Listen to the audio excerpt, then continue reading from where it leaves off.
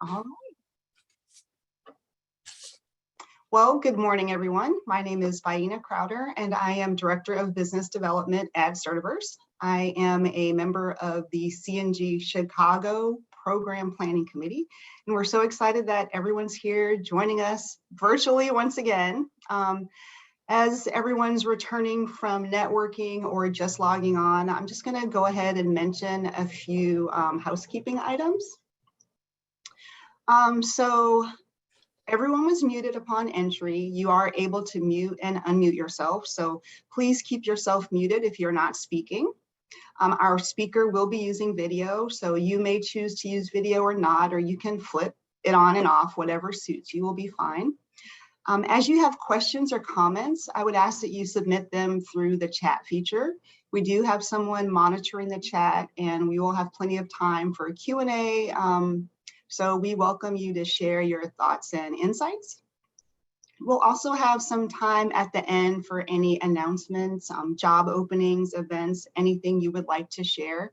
So please put that information in the chat as well. As Pam mentioned, this session will be recorded, so it will be available for anyone who is not able to join us today. And finally, shortly after today's session, you will receive a survey where you can share your thoughts about today's program, as well as suggestions for future programming. So please make sure to complete that survey once you receive it. CNG would like to thank our sponsors for this year. The organizations that you see listed are ongoing sponsors of CNG, and we certainly want to thank them for their support.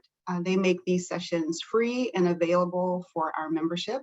So a big thank you to BTL Surpass, Examity, Lineup, Measure Learning, PSI, Pearson VUE, Prometric, and of course, Certiverse for their continued support of CNG. We also want to thank our supporting sponsors. We appreciate these organizations that participate in CNG and also support us financially and help make it possible for us to provide these sessions.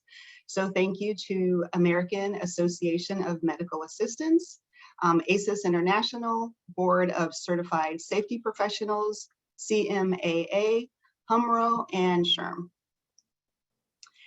And we do have a showcase sponsor for today. That sponsor is Certiverse. We also have a representative from Certiverse who will introduce themselves and take a few moments to talk about their organization. So Abby, you may unmute yourself and tell us about Certiverse. All right, sounds good. So I'm very happy to be joining today. As we were all discussing, I can't wait until I can join you guys in person, or we can all join each other in person. But we are very happy to be sponsoring CNG, and I'm happy to tell you about Certiverse today. We are a new organization, but we are not new to the testing industry. We tried to determine between all of us how many years in the testing industry we had, and we started calculating that, and everybody kind of got frustrated that it made us feel old, so we stopped calculating that. But we've all had plenty of industry experience, and the reason that Certiverse was started is because we all found some challenges of the legacy approach, and so we set out to build something better. As it says here, traditional test development methods, as you guys all know as well, are time consuming and can be expensive. A lot of times they require test development knowledge from SMEs, and you spend a lot of time training SMEs on things like minimal competency and style guides and what constitutes a quote good item versus a not so good item or a bad item. And that's typically all done face-to-face, requiring SMEs to devote several days to the process and meet in the same location at the same time. And this means that time to market for your credentials or your certifications are dependent on your SME availability. And that all pieces of the process need to be done in a linear format. One part of the project being completed before you move on to the next, and all item writing being completed before moving on to reviewing items, for example. With Certiverse, our overall goal was to transform the industry using technology. So we have a vision to make credentials more equitable by removing the significant time and cost obstacles for test sponsors. And so as we remove those obstacles, that means the client can offer less expensive certifications to their candidates or get them out in the market faster. So the answer that we found is asynchronous exam development. And what is that? What does that mean? It means that SMEs can participate from anywhere at any time, which can enable rapid development of content. So you only need to provide the subject matter experts, and they only have to be experts on that topic area, not experts in exam development. Next slide. Oh, there you go. So what about training the SMEs? Well, we can help eliminate the need for that. We have concise and easy to understand video clips. We use AI. The Certiverse platform guides SMEs through each step of that process without the need for the SMEs to have any knowledge of traditional exam development. And there's training built into the system using, again, as I said, AI and natural language processing. And that significantly reduces or has less need or even zero need for training those SMEs upfront as they kind of learn as they go. So it's asynchronous, yes, but it's also collaborative. You can facilitate a JTA, do your item writing and item review projects. It allows for SME collaboration, but on their own time and in their own locations. So some of the benefits of Certiverse, obviously travel is eliminated or at least significantly reduced. Some clients like to use travel as more of a reward. So not every meeting needs to be in person, but that can also significantly reduce the cost and the environmental impact that your program has. SMEs who otherwise wouldn't be able to participate, so think about a parent with small children like myself, you wouldn't want to necessarily leave for days at a time and fly across the country or to the other side of the world to participate in a meeting. Maybe someone who can't travel for physical reasons. It provides for greater diversity and inclusion in your program. So this all results in compressing the exam development timeline, and you can bring those new exams to market more quickly, and you can refresh that content on a continual basis. Certiverse is an end-to-end platform. It enables clients, again, to compress that development timeline through all parts of that typical workflow. Some of our clients just use our content development piece of the platform. Others use the platform from all the way from the JTA piece and blueprint development, all the way through using our test delivery test driver. All pieces of that puzzle. So how much can this streamline?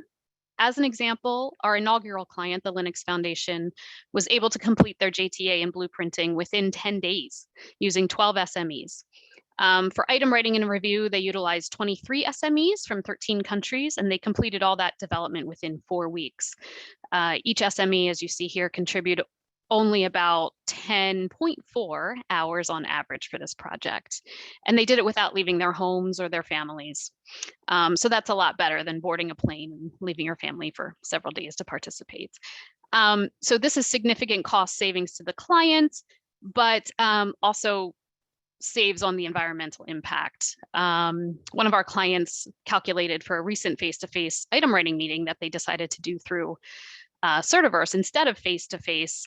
I think they saved 20 tons of carbon from being released into the environment. So that's significant. And we're very happy to be able to use technology and assist in those efforts to lessen the carbon footprint. So yeah, if you want to learn more, please do reach out to me or anyone on the Certiverse team. We'd be really happy to chat with you, and thank you for your time today. And again, we're very happy to be sponsoring today's meeting. Awesome. Thank you, Abby. That was great. All right, so let's get started with an overview for our topic today, blending the principles of credentialing with real-world applications. How does it work? You can see the session overview on the screen, and you see we will begin with a brief discussion on best practices in credentialing, and then explore these central principles and apply them to a real-world case study. So after the presentation, we are going to be divided into breakout rooms to review and discuss a case study. And then we're going to come back and have some of the groups report out on some of the recommendations that they discussed in their small groups. I think it will be really exciting, and I can't wait to hear what you guys come up with. So with that, I'd like to introduce you to our speaker for today's discussion. Our speaker for today is David Rosa. David is the founder and chief executive officer of Medicred, an association management company dedicated to developing, managing, and growing the best credentialing programs in the world by bringing in the best credentialing practices, staff, vendors, and other resources with the reach of all organizations. Prior to launching Medicred, David led the certification departments of associations representing industries and professions as diverse as clinical research, construction materials, and financial services. David is a certified association executive, an ICE credentialing professional, and a certified advanced certification administrator. So we are honored to have David with us here today. And with that, I will turn the program over to David. David, let me know, would you like to run your slides or would you like me? Yes, please. I will go ahead and share my screen. Okay, I'll stop sharing. Awesome.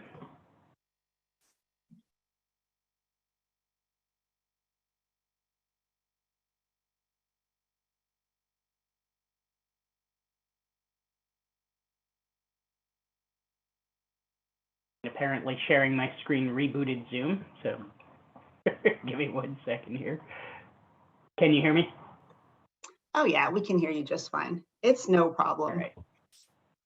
Zoom kicked me out here. Give me 1 second and I will come right back in.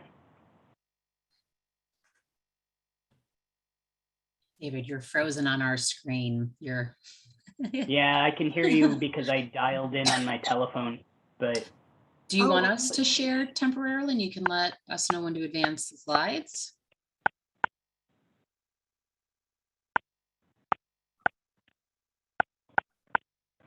all right. You can still hear me? Yes. Yeah. All right, great. So now you should also see my screen. Yeah? Yes. All right, Yes. good to go. Thanks, And David. video as well. We're all set. Okay, thank you, Diana, for the introduction. Good morning, everybody. It's great to be back at a CNG meeting. CNG is actually, I think, my first organization that I start attending for education related to credentialing back when I started my association career in 2003 in the DC area. I was working at the association management group, and Christine Nero was one of my coworkers, and she was deeply involved and brought me along to a CNG meeting. And it is wonderful to be back with this family of credentialing experts and happy to speak with you today. We are going to dive right in because this segment of today's conversation is going to be really fast. For those of you of a certain age, like myself, you may recall the Micro Machines man. My segment of the presentation is going to be a little bit like that.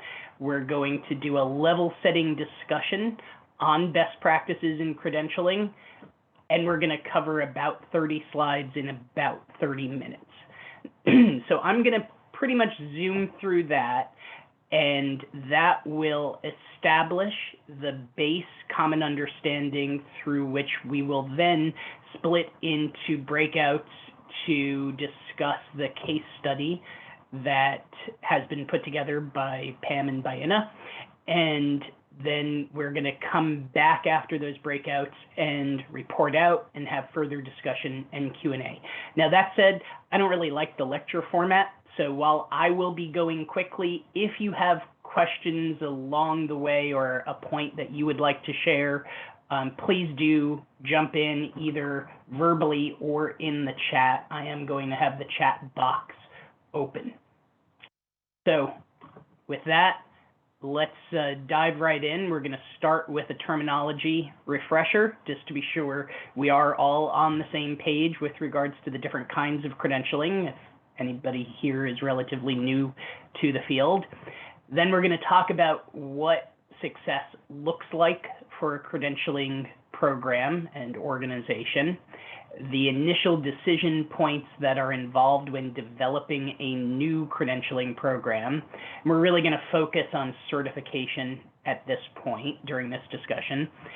Then dive into the program development process at a very top level. Spend a little bit more time on financial planning because it is my deeply held belief that there are 3 pillars to a successful credentialing program. Number 1 is program quality and legal defensibility. Number 2 is the business aspect of it, whether it is financially sustainable as a revenue center for the credentialing organization. And number 3 is customer service. And I think that without any of those legs, the program eventually falls down or doesn't at least reach its full potential. So we're then going to talk very briefly about the global market and internationalization or globalization. Obviously, in 30 minutes, we don't have a lot of time to dive into that. That could be a full day discussion.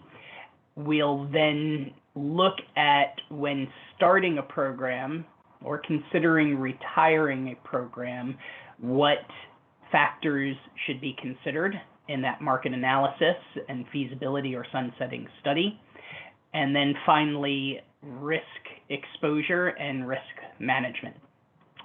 So let's dive right in unless anybody has any questions up front.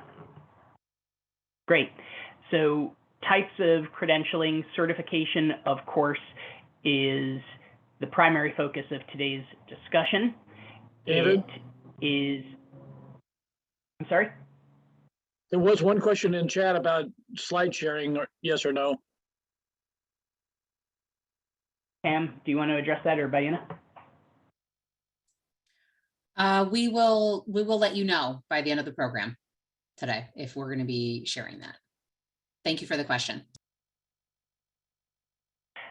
So essentially, a certification is a third-party validation that an individual has the necessary KSAs, knowledge, skill, and ability, required to be competent at practicing some sort of occupational role, and is offered by a non-governmental organization, is sometimes, probably most of the time, voluntary, but can be written into government regulation or legislation as being required for practice.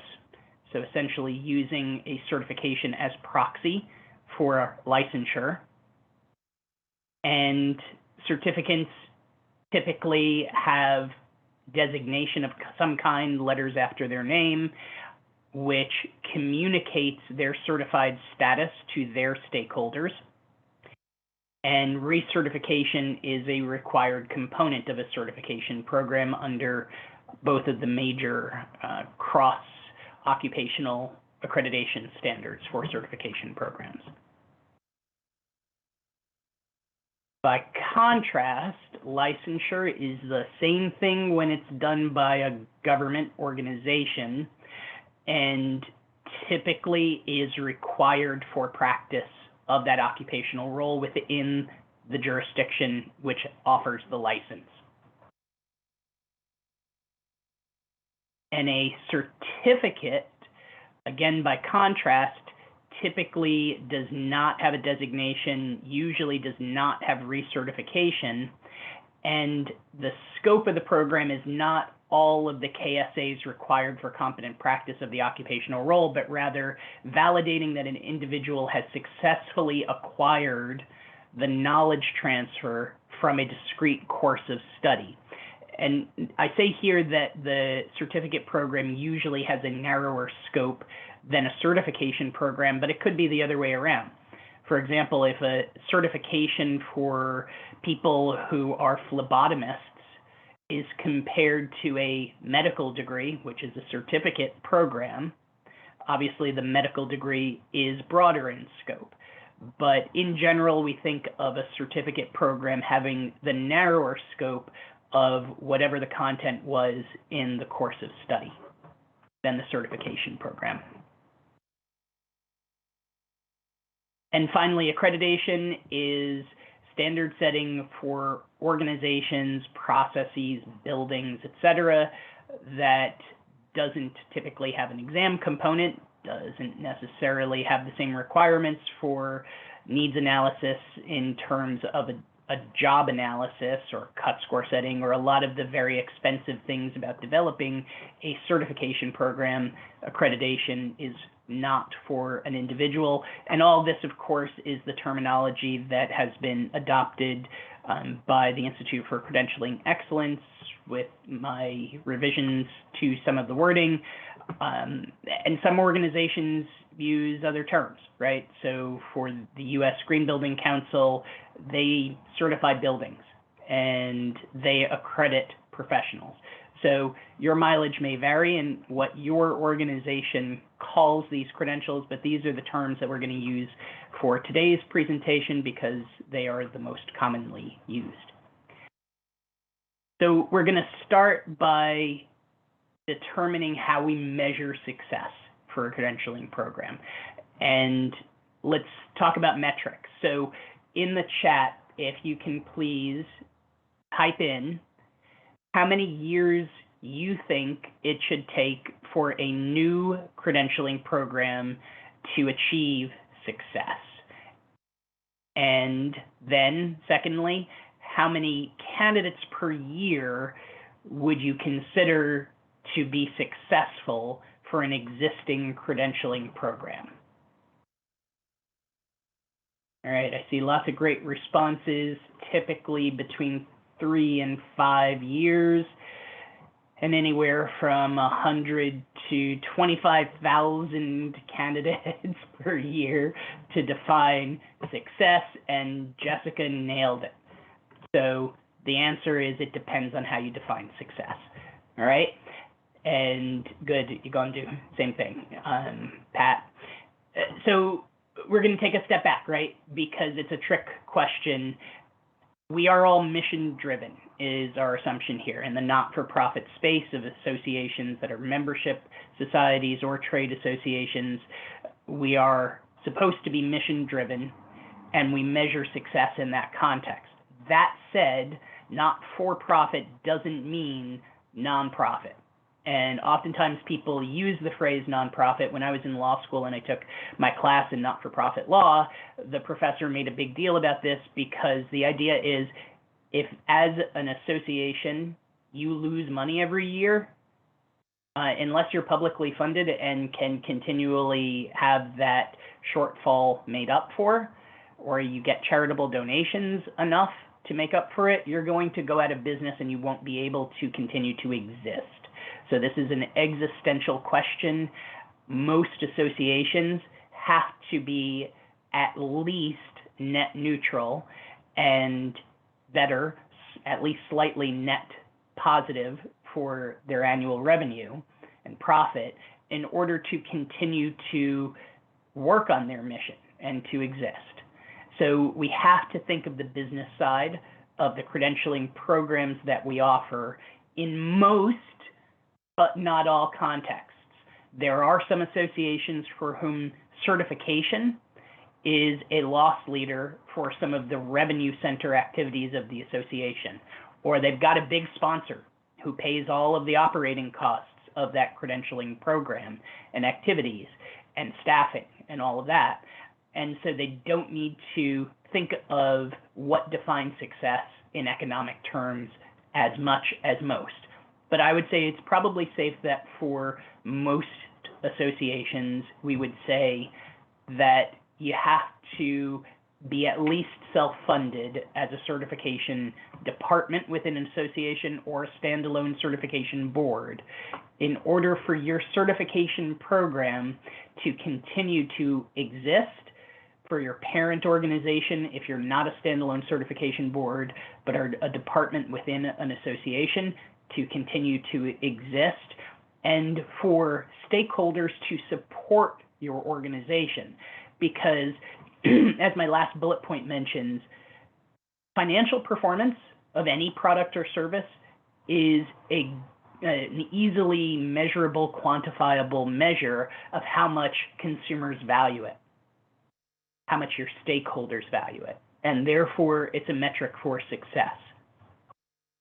And finally, the middle point is that we should really be turning a profit each year in credentialing, because that aspect of association work is one of the very few that is usually highly insulated from the economic cycle, right? As the economy is great, people seek out certification in order to distinguish themselves from all of their lots of competitors in their field.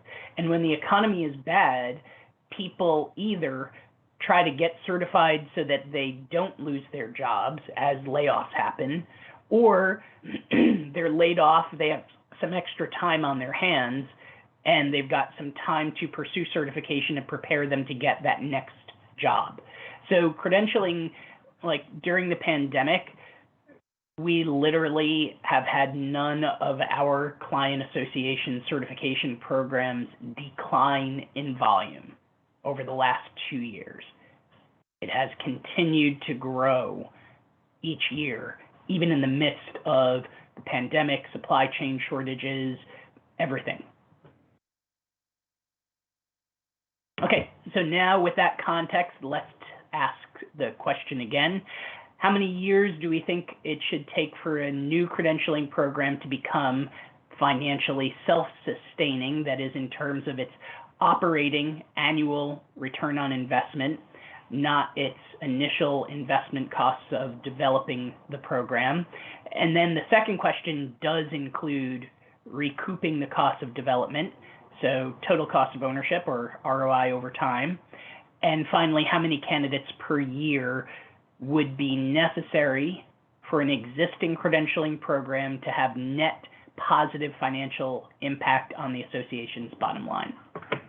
And while everybody enters that in chat, I'm going to look at the comment in chat by Stephen that government entities often do offer certification for job functions governed by regulatory requirements.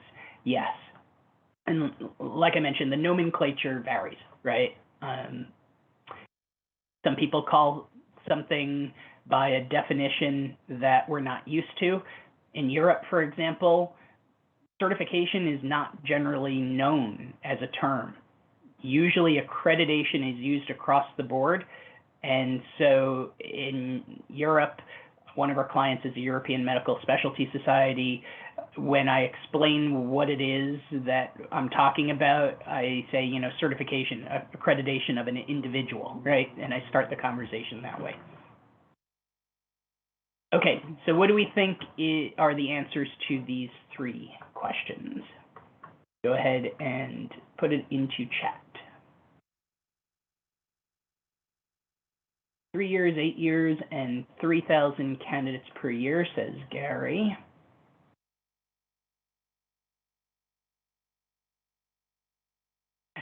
Cheryl says still more information needed to make assumptions to answer it. Good. Depends on renewal cycle, says Kate. Good. In general, dependent largely on volume, price point, recertification period, we can say that a new credentialing program should target becoming financially self-sustaining within 3 years. And this really is a little bit of a chicken and egg or circular question, because how you set your price points, et cetera, has impacts on this. But it's been our experience that if a credentialing program is still not financially self-sustaining after 3 years, and you don't set the expectation for it to take 3 years at the beginning, stakeholders start to lose support for the program itself. And they start to talk about abandoning those sunk investment costs and just terminating the program if it doesn't start to turn a profit after 3 years. So we generally do our budgeting and financial planning around that idea of building enough volume at a sufficient price point, given all of the costs, to achieve net neutral profitability on an annual operating basis within 3 years.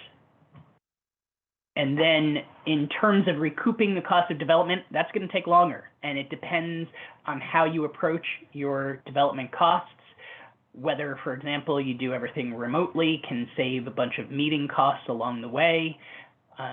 So a lot of varying factors here, but 5 to 10 years, again, tends to be the time in which you can help set expectations of board members and other stakeholders about how long it will take to have recoupment of the investment costs, and after which they start to nag you about that.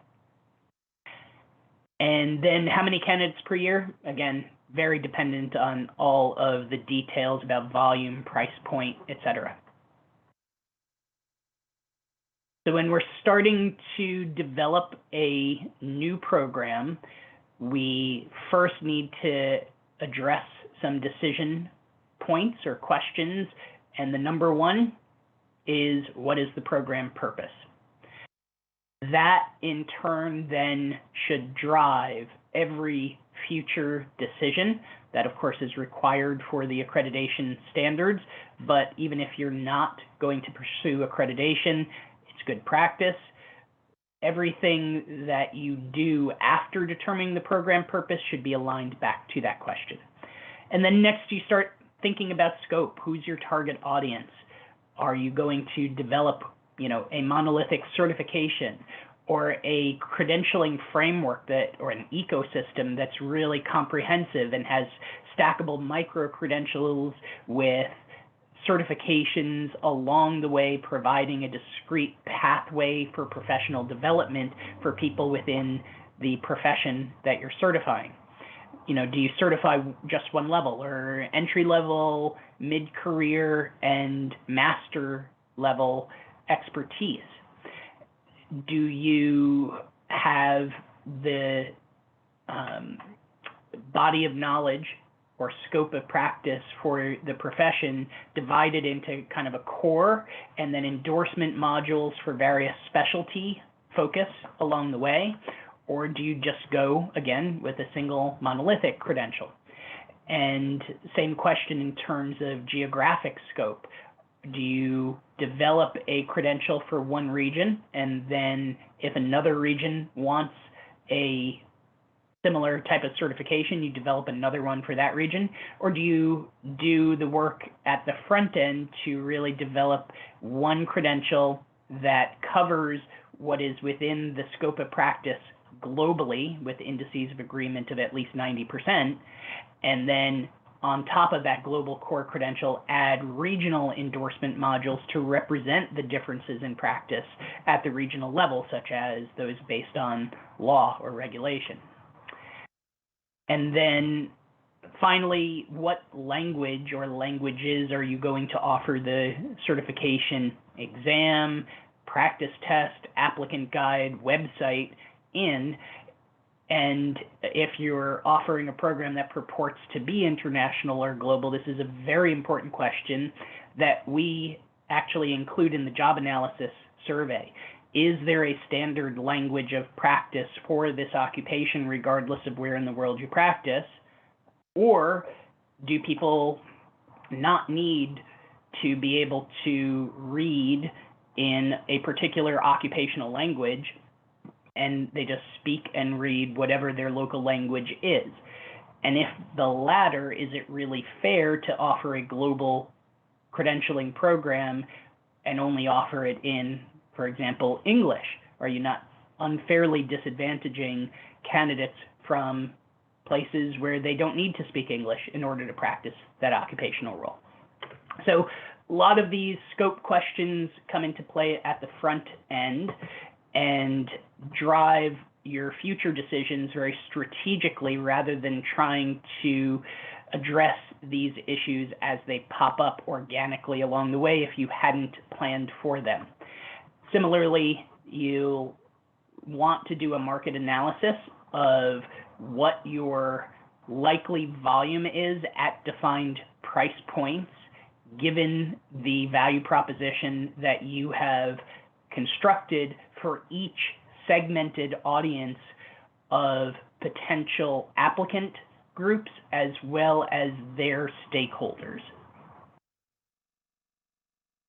Okay, so initial decision points covered. The program development process for a certification program looks like this.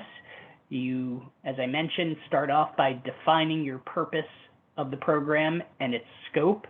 Then you define the body of knowledge. And if it's a certification program that is high stakes, which is to say if anyone anywhere is relying on people having the certification in order to make employment decisions, then you need to do a job analysis up front and then a periodic revalidation of that.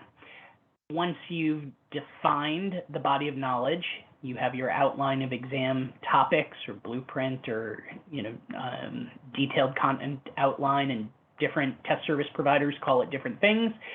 Then you set your initial eligibility requirements or standards and your recertification standards, and all of that should align back with the job analysis results and outline of exam topics, as well as then the assessment content. And then let's jump into the financial analysis. So you need to understand, when you think about developing a new program, all of the potential development costs and operating costs. And on the initial investment or development side of things, we're talking about the cost of the job analysis. And then that should produce, usually included in the job analysis is the exam blueprint. And then the cost of item writing and refinement, fully referenced. And as Abby mentioned, that can be a huge investment, not only in in-person meeting costs, but in time. And there are various ways to help control that. Form construction comes next after you have all of your items drafted. We typically find that the item drafting and refinement process is the greatest time delay in the entire development process. Then you beta test the initial version of the exam form, and based on the data you get back about item performance and test performance, you then do further refinement. And then you set your passing point or cut score or standard. And again, for a certification program, that needs to be through a formal cut score study. And lastly, based on some of those initial decision points, you may do some localization and translation of language of the exam content and supporting materials.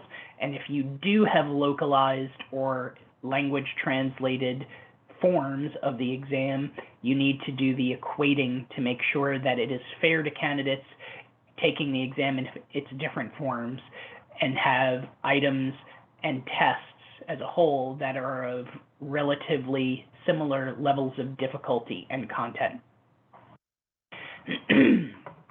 Other things that influence the development costs include doing your annual or periodic analysis of items, exam forms, and distractors, and then the work to continually be developing new items and refreshing the content of your exams so that they stay relevant not only to the potential applicant but to their stakeholders. And then periodically do a new job analysis to revalidate that all the content is still correctly aligned with the occupational role as that evolves based on the pace of change of that certified profession. So in terms of the operating costs, there are various factors that impact that, including what assessment method is used, whether you're assessing knowledge application and analysis through multiple different methods, whether you're assessing performance or just looking at the portfolio of a candidate. For the platform used to deliver assessments, that also has an impact on operating costs. We could spend a day talking about oral exams and performance testing and their relative advantages and disadvantages. Typically, when oral exams and performance testing is included in a credentialing program, that significantly increases operating costs as well as risk.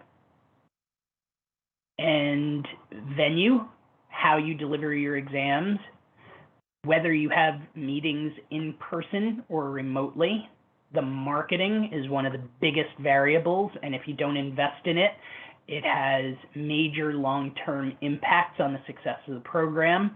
What technology you use, including your AMS and your bolt-on certification management system that you may use, and whether you do it yourself, that is in the business terms make or buy, or outsource your credentialing program to an association management company or aggregator. So globalization, there are lots of different factors to consider. It should be very strategic rather than responsive to a person in one country saying, hey, we want your certification here. You really should look at what the potential volume and interest in and stakeholder support of the program would be in various regions before you decide whether to expand into those regions or not. The localization is really key to making sure that a program is successful when it goes international or global. You obviously have to consider the footprint of your test service provider and their brick and mortar test centers or live remotely proctored exam delivery to see if they can support your intended geographic scope. And exam security issues, intellectual property, whether your exam content is going to be stolen, if you offer your exam in places where that's a common occurrence, and whether candidates are going to cheat more than we expect them to from an ethical perspective in the context of American values. And then market analysis, again, you need to understand how many people are practicing the profession you're intending to certify and what their average annual salary is, so you can set price points. And critically important, you need to define the stakeholders of those potential applicants and determine what outcomes in practice they value so that you can determine and work into your certification program those things that the stakeholders and potential applicants value so that you can get employers to start looking for people with that certification and government regulatory officials to write those certifications into regulations. Okay, we usually start with the revenue assumptions that we're going to get between 1% and 10% of the profession we're planning to certify in the first year. That range depends largely on how aggressive and expensive the marketing is. And we target 20% growth per year for the first 3 years, and then step it down to expect a sustainable 5% growth in volume of applicants each year in order to stay ahead of rising operational costs. Price point setting is critical. We have a formula that we use that is based on the average annual salary for the occupational role, localized for different regions. So we maximize accessibility of our certification programs and really promote diversity, equity, and inclusion.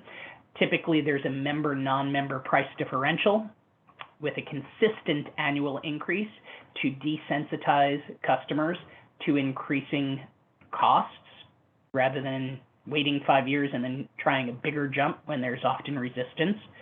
Recertification after the program has been in existence for about 10 years, you should plan for recertification to be about 50% of your credentialing program's revenue.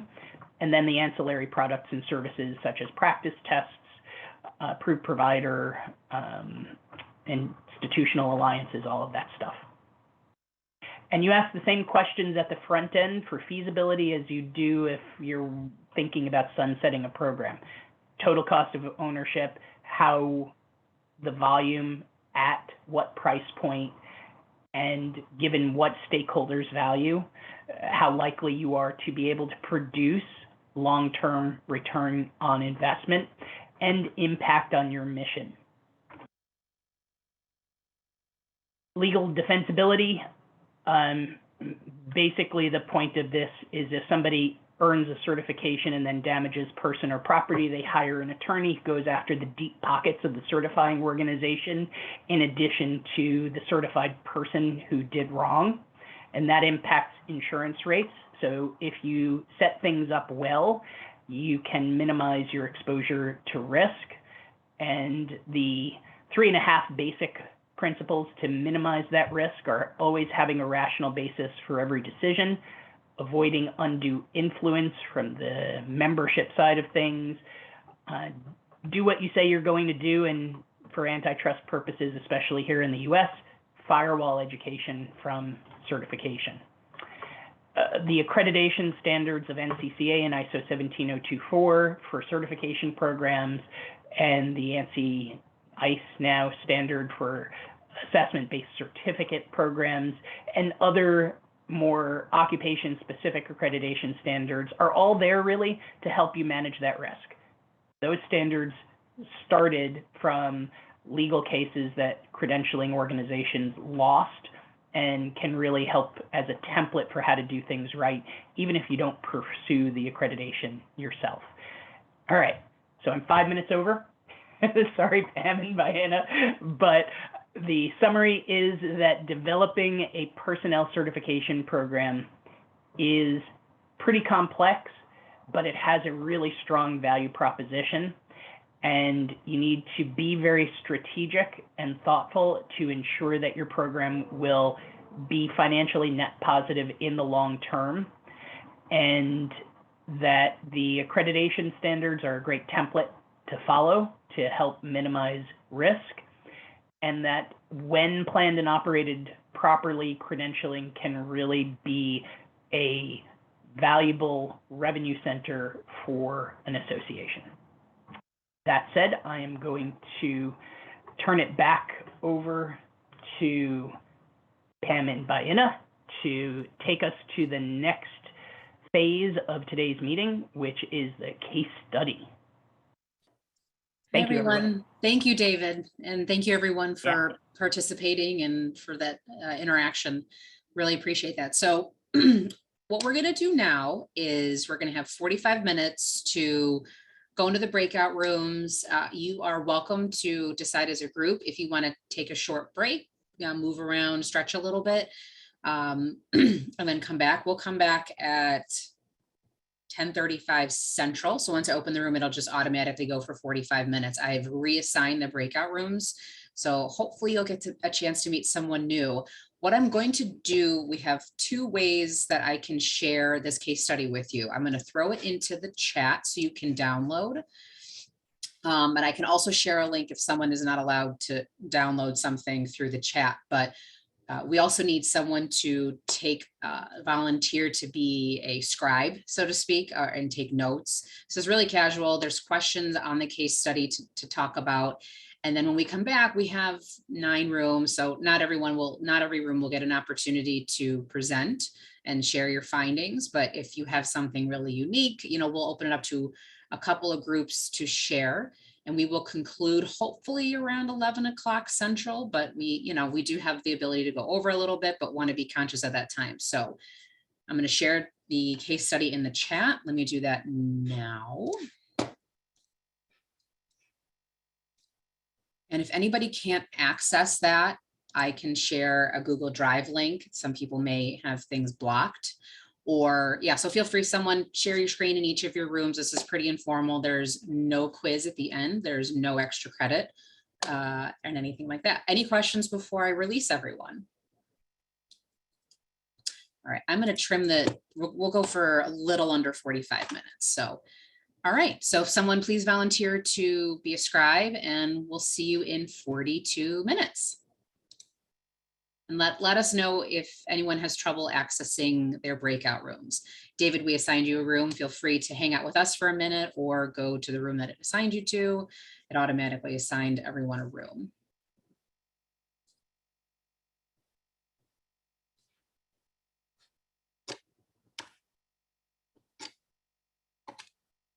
Feel free to unmute if you're having trouble accessing your room.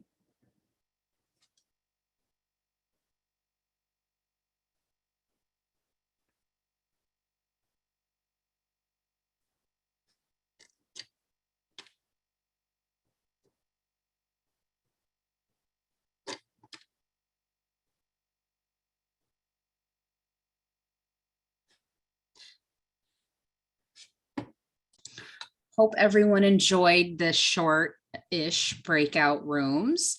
So we don't have an incredible amount of time and we had a fair amount of breakouts. Is there maybe a small handful of groups that would like to share some of the questions that they were asked? Or I know the certification is obviously perfect as it is, so there's no recommendations, right? So would any of the groups like to volunteer? You can either raise your hand or just come off mute and share some of the answers to the questions. We can, there were 4 questions roughly. I'll start by just saying I appreciated a task that we can chew on sort of this meeting, and from the sessions I've attended from other programs. That's an innovative approach, and I thought was engaging. Yeah, great. Thank you for that feedback. This is Bridget Flood. I'll talk about my group. We had a really great discussion and just kind of hitting at the list. So question 1, how do you rank these strategies? We probably answered that question in the middle of our discussion. So we kind of looked at a lot of issues. But the ranking really kind of had to do with a lot of us were in the health profession, and we had one person in our group who was outside of the health profession. And I think it had to do with your mindset. Like, it's harder to move a health exam internationally because of procedures change and metrics are different and those kind of things. So I wanted to give this person some time there, but we ranked it increase exam candidates by 25%, then the top 25 engineering firms, followed by the international. And the reason why we did this, and then I'm going to start to answer some of those other questions, were that we just felt the program itself needed to be strengthened overall. So before you go out internationally, kind of need to shore up things at home. We also felt that international is just a big word and a big world. And so without a plan, you could probably put this association out of business quicker than you know. So, the discussion we had about strengthening the program was they really needed to revisit that JTA and get that in order, and possibly look at, is there a way to incorporate some engineering pieces into the design, the design architect part of this, since that was a competing piece, or just explore the possibility.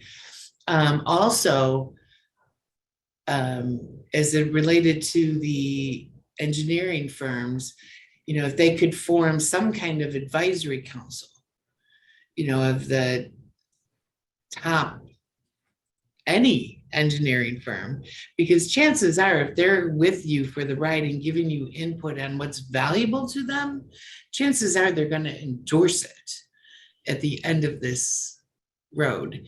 And so you're kind of building your customer as they're helping you build your program of what's valuable. And somebody should be, their input should be on the JTA as well. And then I'll bank yeah. off that too, Bridget, Thank that, you. to have it see what's relevant to their needs. You know, is that certification program hitting any needs of theirs? And by getting their buy-in in it, you know, they might want their people to get that along with their license. And along with strengthening the program, we had like shortening the exam, having multiple forms, more convenient testing, just the whole gamut of the exam cycle. You know, just offering it once a year, you know, just isn't going to cut it, you know, these days. So Have more than one staff person. right. None of us wanted to work for this company. Yeah. And as far as internationally, there was a suggestion as those that currently hold the certification internationally, what made them do that and where are they located, you know, to kind of start there instead of just going everybody internationally. See why they obtained it and where they are and the language they're using too. Thank you, Bridget. Thank you, Michelle. Is there another group that would like to come off mute for a little bit and maybe share something that might be slightly different for any one of the 4 questions? Or, you know, since we kind of talked about question 1 a little bit, would anyone like to share? I can talk for our group. I would say one thing that we talked about in those 3 strategies in the order, we actually flipped the our top priority was actually to talk to those engineering firms before we even thought about increasing our candidate population, because we felt like we had an opportunity there to talk with, you know, those key players in the industry, understanding the workforce and see if they could even be a partner through that, an advocate for us, you know, as you're trying to grow the population of those candidates. You know, I'm just looking at my notes over here as well. Also understanding, you know, why does it matter to them to hire a licensure over the certification, and really understanding the value proposition and changing the value proposition of the certification. We felt like we could do an effort there first and put more time and energy there before just simply increasing the candidate population. So we knew how to talk to the candidates to increase it by that 25%. So I just wanted to comment that for us, we flipped it, and then we had the same comments internationally. We were very, don't go international, like someone else said, you know, kind of take care of the home base first, understand, you know, the value there before ever, you know, even adventuring internationally. Yeah, I like the talking to the firms first. We'll address the second question, what are the first 3 steps? And one of the steps in agreement with Alyssa's point is that, given that the last JTA is 10 years ago, which may be a dated scenario, incorporating the top 25 engineering firms as participants in the formation of the next JTA and getting their input, together with solicitation of input from those employers that hire our non-licensed but certified certificates, and find out what were their value propositions. What do you see as the reasons why your employees are valuable to you because they have our certification, and put that mix of 25 engineering firms together with the employers of our people as a part of the next JTA development, and then help that to be the message machine that goes out to building the 25% and international. I think in adding into what he was just saying, involving international stakeholders in your JTA, if you're planning on going international, so that you have that range of input.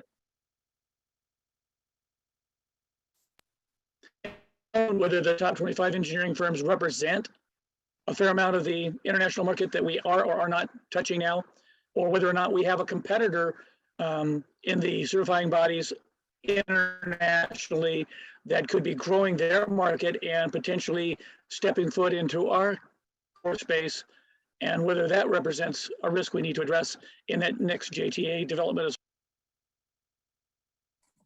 We have a couple hand raised, and pardon me if I mispronounce your name, Nana. Sure, and this is just a quick one that our team with Stephen and on our team discussed was a rather radical approach too, but we quickly quashed it. But we just want to throw it out there so you all know we did discuss it, which was the major issue is that firms were attracted to the licensure, the licensed folks, than they were attracted to certification. The main reason was that the licensure was more generic and the certification was specialty. So we said the certification should create a more generic certification to kind of compete against the licensure, but that would also essentially compete against itself. And that was just a little bit going to require too much resources, and we don't think the size and the revenue that the current program is generating would support that effort. But we did throw out that out of box kind of thinking. Thank you for that. Jen? Sorry, excuse me. Similar to what some of the others said, we acknowledge the JTA has to come first, like first and foremost, and then a lot of other things will flow from that, including keeping your engineering firms as stakeholders. I like the idea of adding international members as potential stakeholders in the JTA, but down the road, we felt like in general, this needed like a rebrand, refresh, relaunch of the entire program. And that from the JTA, what you might realize is that you need additional credentials. So maybe it's not just limited to the one that exists. Now, I know we weren't asked to expand, create new exams, but you haven't done a JTA in 10 years. And so you don't know what's going to come out of that. And it may be like you want to do more credentials to serve a broader audience than one narrow credential that's not seeing the growth that you want. Thank you, Jen. Andrew Stafford? Yeah, so I guess, pretty much everybody has said stuff that we discussed in our group. I'd say the one kind of piece related to the international that we talked about a little more was whether or not this is an exam that's given internationally in English, and that the main people that are taking it are planning to relocate to the US, which is one thing. And or are they, when they talk about expanding internationally, are they talking about actually trying to have an exam that covers international practice, which certainly would increase the scope of the JTA enormously. So, which, agreed is kind of the first thing they need to do. But I think that we felt like that needed to be clearer because that was not really obvious in the case studies to know exactly what their focus internationally was. Thank you, Andrew. Cheryl? Good morning. So our group, of course, many of the same conversations that you guys had, but we actually did flip it a little bit because we thought like what to us was the lowest hanging fruit that might actually still bring in some revenue. So we actually said to like look at the international first, because that goal was so tiny. They were starting with so small of a number that we thought that might actually still, I think, bring in some revenue while you're looking at all of these other things, which definitely need to be done, including a JTA. But otherwise, yes, we had many of the same conversations that all of you had, but we did flip it. And we honestly couldn't decide for those other two about the exam candidates and ensure the 25 firms because they're so closely tied together. We actually couldn't decide one over the other for your second or third, goals.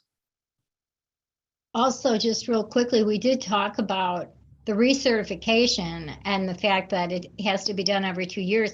And it's really, really inexpensive for engineers to recertify. I think it was like $75. So we thought, well, another low hanging area that, could be addressed really quickly would be to increase the recertification.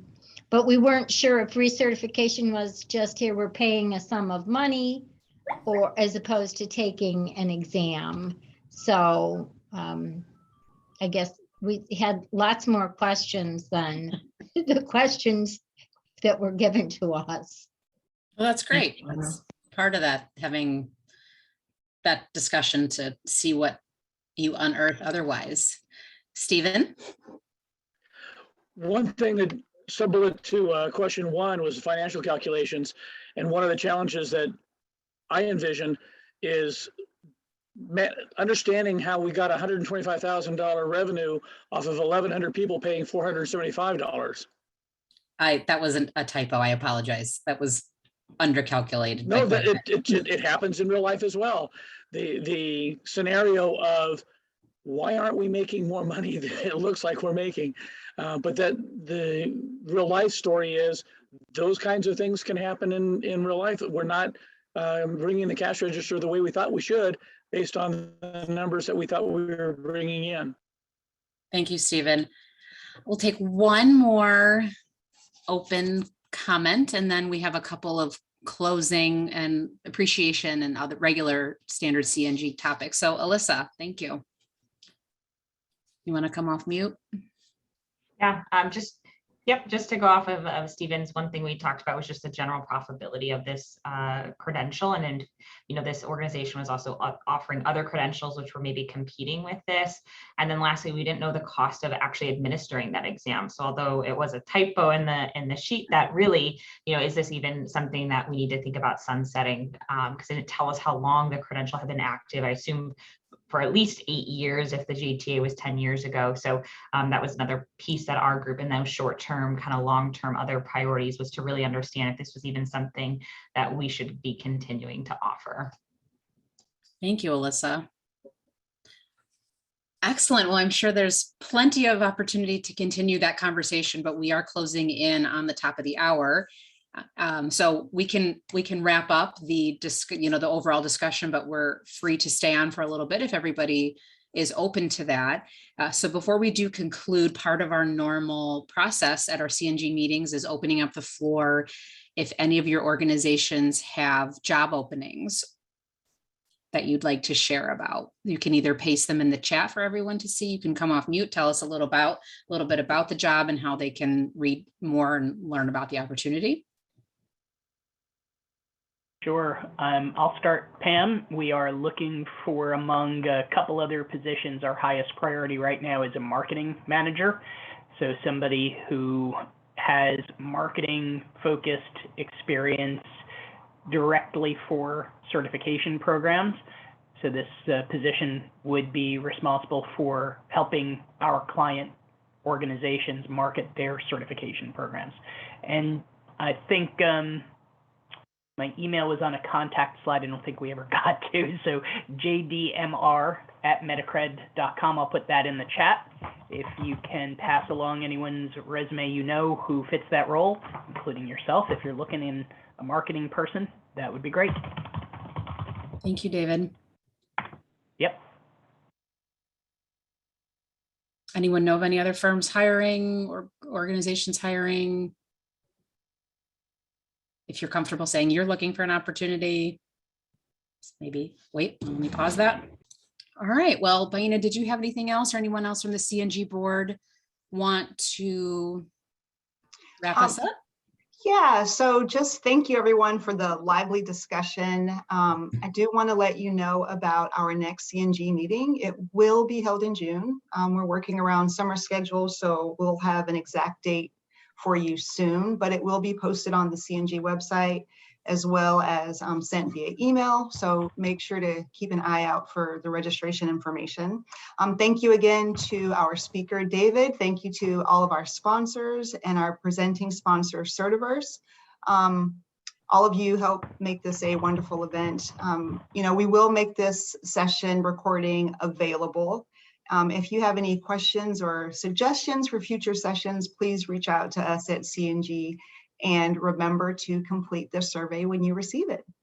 So thank you all, and we hope you have a wonderful rest of your day. Thanks, everyone. Thanks, David. Thanks, Certiverse. Bye-bye. Bye, everyone. Thank you, everyone.